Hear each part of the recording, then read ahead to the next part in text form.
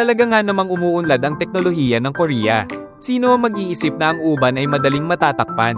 Ngayon, kahit ang nanay ko ay hindi na gumagamit ng pangkulay ng buhok. Ang pangkulay ng buhok ay nakakasira ng buhok. Kaya timinungkahi ko sa inyo na gamitin ang Fero Hair Darkening Shampoo. Kahit na kayo ay U40, 50 o 60, isang gamit lang. Magiging itim ang buhok nyo sa loob ng 10 minuto. Mas maraming uban. Mas kitang-kita ang epekto. Ako mismo, 1 buwan pa lang akong gumagamit. At hindi ko na kayang ituloy. Talaga, hindi ko kayang ituloy. Sa simula akala ko hindi totoo. Pero hindi ko akalain na totoo nga. Kailangan lang pisilin at gamitin diretso. Kahit basang buhok o tuyo. Ipahid lang ito. Pagkatapos ay imasahe ng dahan-dahan. Pagkatapos ipahid at imasahe ang shampoo. Maghintay ng 10 minuto. Saka banlawan gamit ang tubig.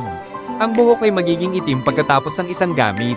Hindi ko naramdaman na may anumang irritation o pagkadikit sa anit.